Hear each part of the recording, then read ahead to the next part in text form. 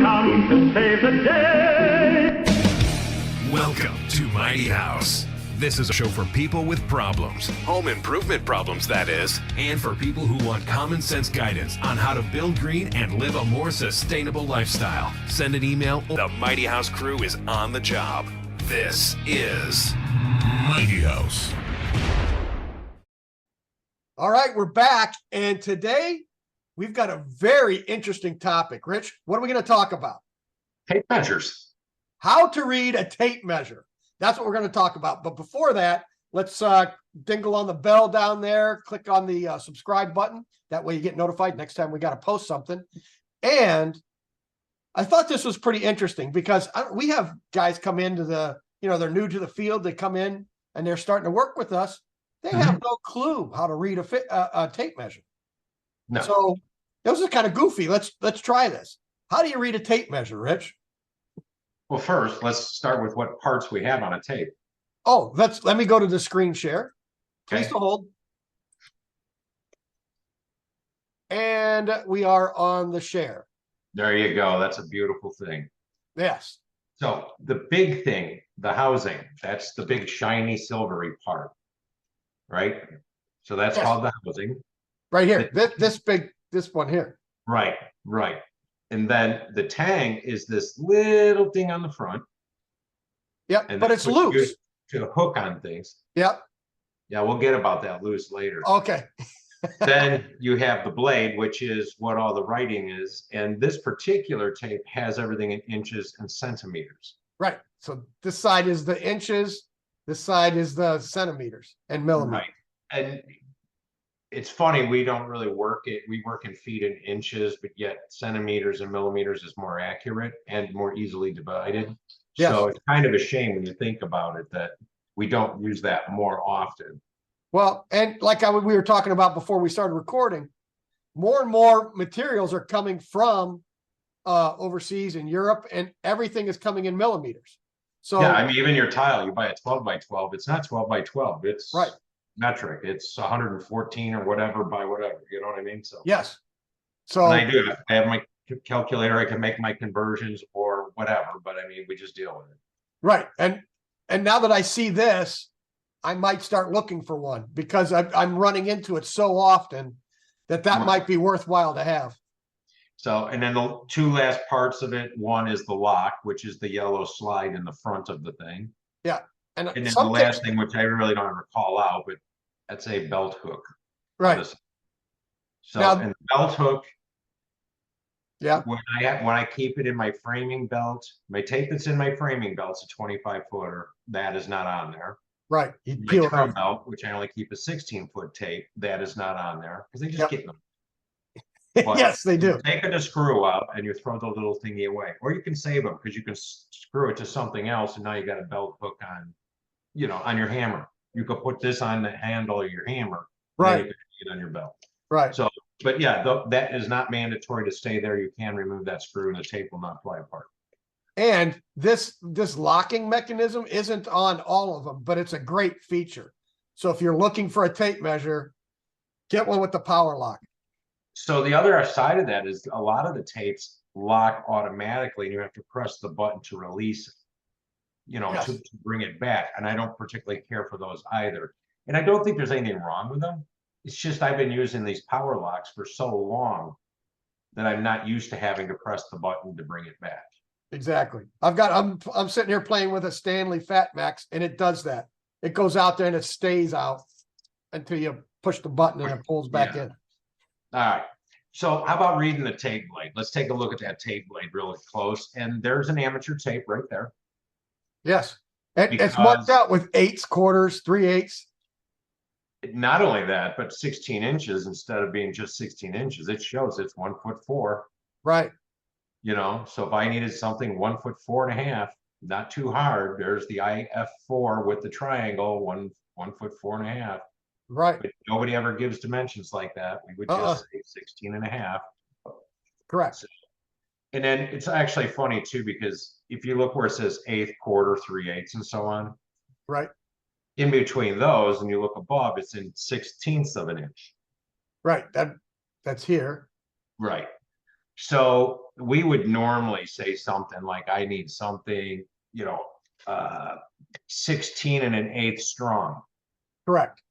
So 16 and an eighth strong would actually be 3/16 Right here. right there. That tape's got 30 seconds on it. Correct.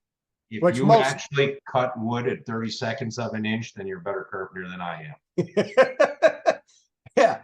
But like on the top up here, That's all 16ths. yeah. 16 strong, 16 weak. Right.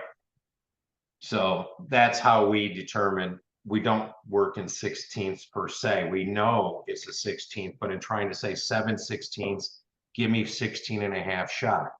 Right. That's 7/16ths. Correct. Just the less you speak, the better. And then, it just works out better that way.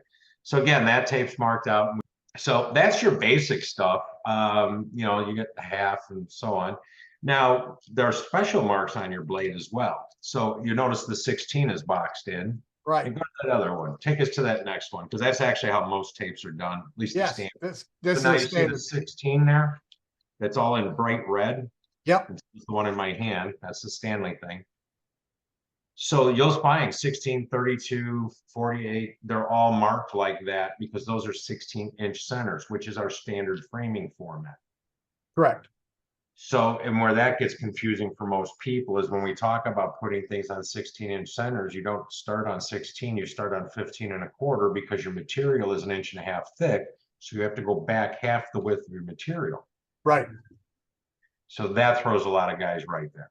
Yes. You don't do that. If you put it on 16 and we say 16 and go Right. off your wall, when you get to 8 foot and go, and you go to put up your plywood or your drywall, you're not going to have backing. It's not going to be in the right place. So that is your center of your stud. So if you don't mark the plate at 16, you mark it at 15 and a quarter, Correct. 31 and a quarter, 47 and a quarter, which is why sometimes it makes me laugh. They don't put the red marks there. Yeah, it would be here to mark it. Because that would give you a 16-inch center then. Right. Yeah. So, And usually what I do when I'm laying out plates, I gum up 15 and a quarter, tack a nail in it, and then I hook and pull. And then then you can pull 16s, absolutely. And you're better off doing that. You don't want to keep moving the tape because your pencil line can get, another quarter or another 1/8 inch each time, and you could end up being way off layout by the time you get down there. That's why for framing, I would use 25-foot tape. Okay. For trim, very rarely do you need a tape that long when you're trimming out rooms, right? So Right. Yeah. Rooms aren't going to be that big. Plus your material is only 16 foot. exactly. Actually, So- my casing down here usually comes 17, which is nice because for 8-foot doors, it works. Oh yeah, that's true. They would. Yeah. So anyway, the next one is you've got marks at the diamonds on your blade. This There you go. goofy thing right here. Yeah. Let me see. I'm going to see is it on this one too? Oh, look at that. There it is. Yeah. Yes. 19.2 inches. Every 19.2 inches, you have that mark. So that's layout for manufactured joist. So on a manufactured joist, and I've been doing this 30 some years, never had to use it. Nope. Nope. Never used it either. No, but it doesn't mean it doesn't happen, and that's what it's there for. But I think something interesting to remember is that 19.2 would be your centers again, instead of 16 centers. But that 19.2 is 1/5 of 8 feet. There you So- go. So if you needed to divide something by 5, or you got 8-foot sheets, there you go. Put that tape on there, and every 19.2, that black diamond's 1/5. So I thought that was kind of cool. Yeah, that is cool. So 2-foot centers for trusses. Not sure why they don't put anything. I guess they just assume if you figured out the 16s, you can go 2, 4, 6, 8. Yeah, they always, the 24, that's easier math to do, Very easy math, because taking 16 and timesing it by 2 and coming up with 32 is difficult. And adding 16 more is really hard too, 48. Right. But so yeah, kind of interesting they do that. Everybody can say 2, 4, 6, 8. That's right. Who do you appreciate? There you All go. right, so let's go to using the tang. So when you're measuring something, Oh, so this, okay, there you go. This one? we can get a little mileage out of this. Okay, So you see with the little green check mark, that's how you want to hold your tape to your work. If you want to get an accurate measurement, you want to be parallel to the side you're measuring. So Yep. that way you can come up with 14 inches. If you do it the other way, you're probably going to be somewhere around 14 1/8. because yeah, you're not pulling straight. You're going at Right, an the angle. diagonal is off. Right. That's first key. Second thing is, and we don't have a picture for it, but if you're trying to do precise work, and we mentioned it at the beginning where the tang on the tape is loose. Uh-huh. So mine is, and mine has every bit of 1/16 of play. Yep. So if I'm doing precision work, I don't use the tang. I will actually lay the tape and use the 1 inch mark Yep. and go to the, and measure it. But always remember to subtract the inch. Or add the inch, whatever you're doing. Yeah, because I've done that. I don't know how many times, you go cut it. It's like, it's too long. Oh, Yep. yeah. It's not 19 1/8. It was supposed to be 18 1/8. I forgot to take the inch off. Right. And we call that the infamous inch. The infamous. Yes. Yeah, every time it bites you when you're not paying attention. Yeah. But it's more accurate if you measure that way. So, depending on what you're doing, what you're measuring, there's a reason why we call one rough carpentry and the other trim carpentry. Correct. All right. So now that's for doing like outside measurements. We're going to do inside measurements. Okay. So do you ever take your tape and try to measure inside an opening? Like, Well, then you bend it and you're bend kind the of pushing tape it and in the stick it in corner. that corner? Yeah, you don't need to do that. All you actually need to do is put the tang against one side, back the tape into the other, read it where it comes out of the slot. Like right See where there. That's 3 inches. Yep. That tape, I'm going to say, is very much like mine. And the housing, if you look on the bottom there, in Right that here. little hole, it's got a distance there. That tape is 3 1/4 inches, Right. My fat max is 3 3/8. which again, that's just a stupid number. I mean, why would you want to deal with eighths at that point?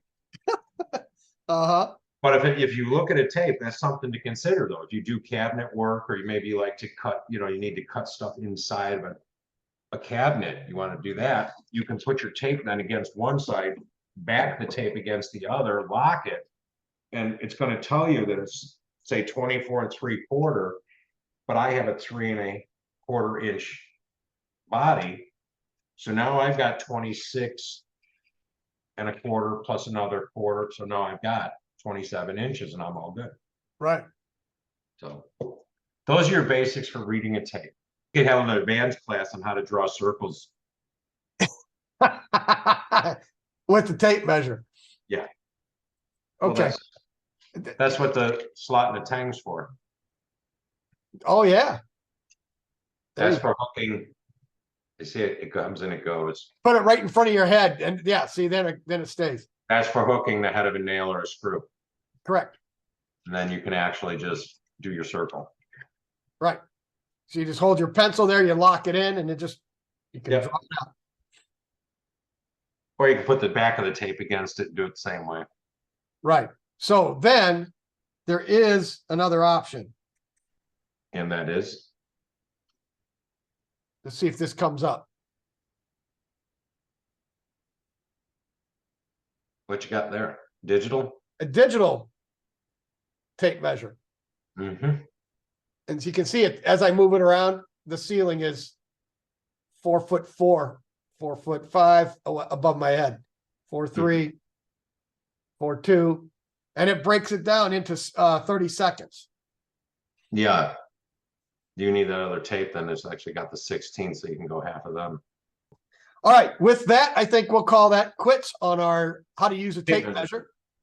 And of course, Comments or questions? Drop them in there. right, subscribe below, make sure you dingle on the bell, and that way you get notified next time we post something. And after that, say, keep it square and level. Until next time. Until next time, there you go.